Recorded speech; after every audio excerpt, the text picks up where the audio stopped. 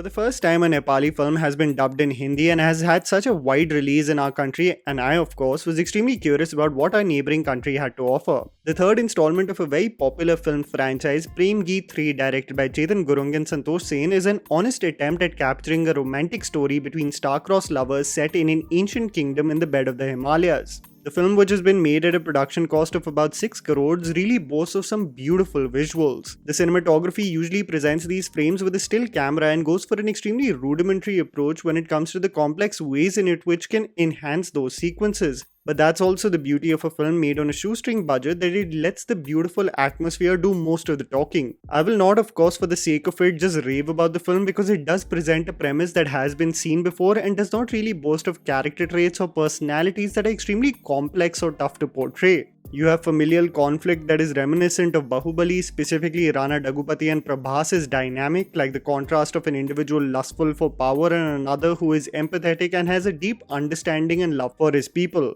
The movie really makes the love story its core, and while the narrative in itself is extremely ordinary, my biggest takeaway from the film was its beautiful music. Having songs sung by Jubin Nautiyal, Ankit Tiwari and even Rahat Fateh Ali Khan, my favourite song of the film has to be Tum Pyar Ho. So the attempt at providing an insight into the politics that takes place in an ancient kingdom while presenting some great visuals and music is commendable. That also can't be just a free pass for a film for its attempt. The movie doesn't really have a lot of surprises up its sleeve. Its first half is extremely sluggish while establishing the romantic story, and some of the supporting cast definitely ham their way through. So while the technical aspects are still to be commended, to have pulled it off with a mere 6 crores, the storyline definitely required more depth with its characters and screenplay. I can only assume that this is the start for Nepali cinema wanting to reach a global map, and Prem Geet 3 is representative of the baby steps to head that way. I wished for a more coherent and engaging storyline, but was left with just hope at the end of it that one understands the several improvements that needs to be made from a storytelling point of view, and one day will come when I'll absolutely be raving about the strides made by Nepali cinema. You also do write down your honest thoughts about Prem Geet 3, and whether you have some recommendations from Nepali cinema as well.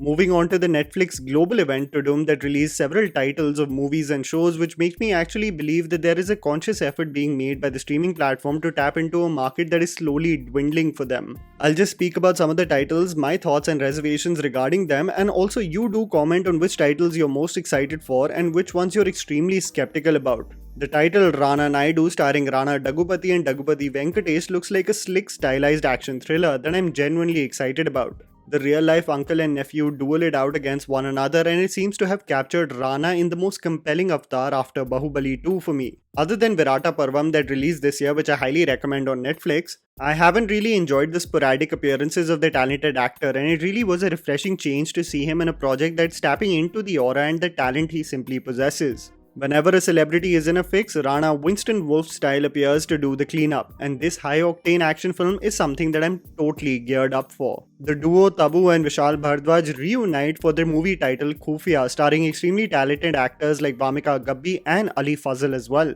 The collaboration between Tabu and Vishal Bhardwaj is almost fail-proof, and the teaser in itself showcases an eerie and philosophical theme that is more or less Bhardwaj's strength, as Tabu describes the physical attributes of a woman. My interest peaks even more as I am left in the dark of what exactly will be explored, but you know everyone will tune in for what this interesting venture has to offer. I think hands down the most daunting task of all Netflix announcements that did happen was the attempt to recreate the magic and fandom of Elite with their official adaptation of the popular Spanish series with class. Set in the posh lanes and establishments of Delhi, one focuses on the rich and elite and the murderous twists and turns that followed during the most emotionally tumultuous and vulnerable age of students. In the backdrop of high sexual tension and drug and alcohol abuse, I wonder whether a show like this has the ability to penetrate in the Indian market, or it still targets only a niche few like most of us who are privy to the original source material. Whenever shows do shed light on the rich and influential and the dialogues are inundated with the English language, these shows, much like this channel, limit their viewership. While the atmosphere and casting looks absolutely on point, I wonder how people will connect with the subject matter in this country.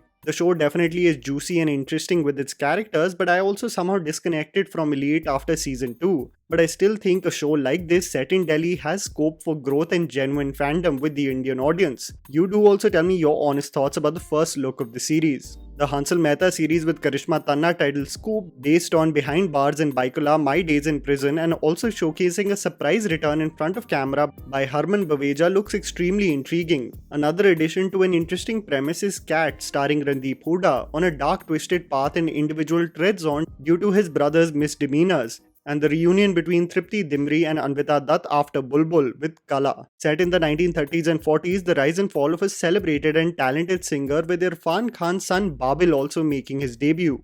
These ventures can work in any direction, but the three projects that have me absolutely excited beyond belief are Kathal, a comedy starring Sanya Malhotra, Vijay Raj and Rajpal Yadav that deservedly gives attention to the underrated Kathal. A police case on a missing fruit takes the shape of an absurdist comedy that looks absolutely hilarious. Two of my favorite actors from Hindi cinema cast opposite one another finally in a movie titled Soup also is going to come. Manoj Bajpayee and Konkana Sharma together is going to be an exhilarating ride, especially with the directorial prowess of Abhishek Chaubey. The film looks wickedly dark and hilarious, and just knowing the capability of the two performers that will share screen space together, this one is going to be all things daunting and deviously funny. The project that absolutely takes the cake for me on just the sheer talent that is involved and the directors behind it is Guns and Gulaabs. I mean, just look at the cast. You have Rajkumar Rao, Gulshan Devaiya, Dulquer Salman and Adarsh Gaurav, backed by the duo of Raj and DK. It doesn't get more exciting than that. I have to say that the lineup definitely delivered in terms of the kind of creators and talent that are collaborating with one another. Netflix does fall in the guilty trap of editing its trailers in a similar way, almost giving it a same feel, which feel like creates a situation where things are not standing out.